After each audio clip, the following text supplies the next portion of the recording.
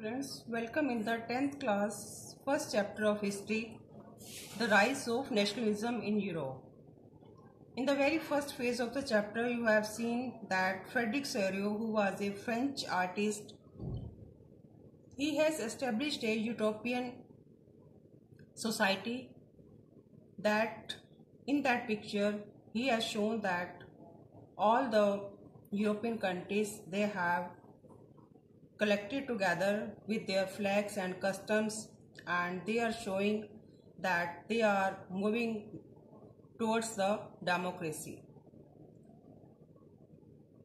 So in this chapter today we are going to learn about the French Revolution and the idea of the nation.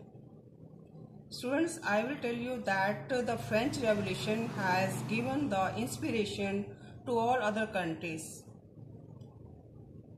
who were not democratic. So French Revolution inspired all the countries to get towards the democratic notion. Let us see about the French Revolution. As you have already come to know in the 9th class also, the first clear expression of nationalism came with the French Revolution in 1789. As I told you earlier, the first clear expression of nationalism came with the French Revolution in 1789. French Revolution led to the transfer of sovereignty from the monarchy.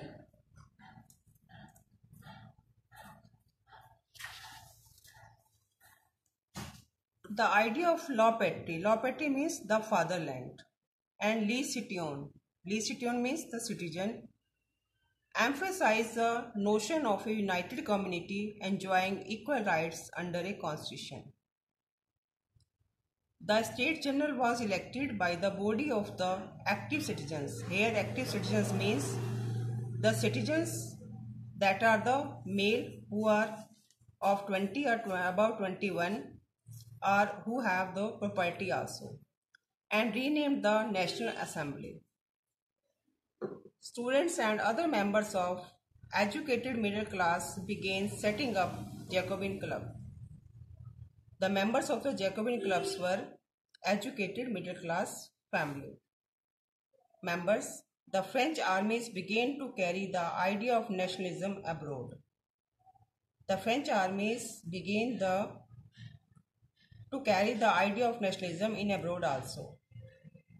Through a return to monarchy, Napoleon had no doubt destroyed democracy in France, but in administrative he made the whole system more rational and efficient. No doubt Napoleon had destroyed democracy and he bring the return to monarchy, but if I talk about the administrative, he made the whole system more rational and efficient.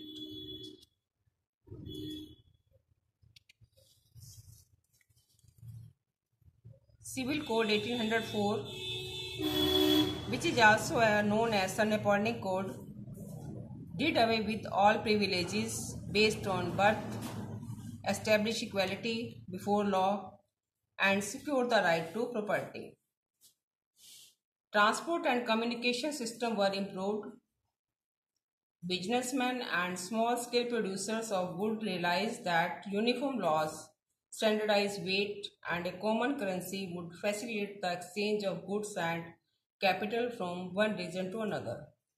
It was realized by the businessmen and small-scale producers that there is a need of the common currency, standardized weight for the exchange of goods and capital.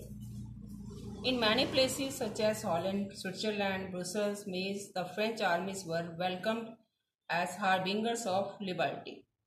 Harbingers of liberty means that who carry out the idea of the freedom. It became clear that the new administrative arrangements did not go hand in hand with political freedom.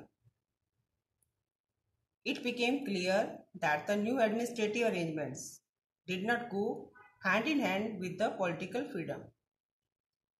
Increased taxation, censorship, forced conscription, into the French armies required to conquer the rest of the Europe all seem to outweigh the advantages of the administrative change. In this way, we have seen that French Revolution has given the way to another European countries, the way of the democracy. Thank you.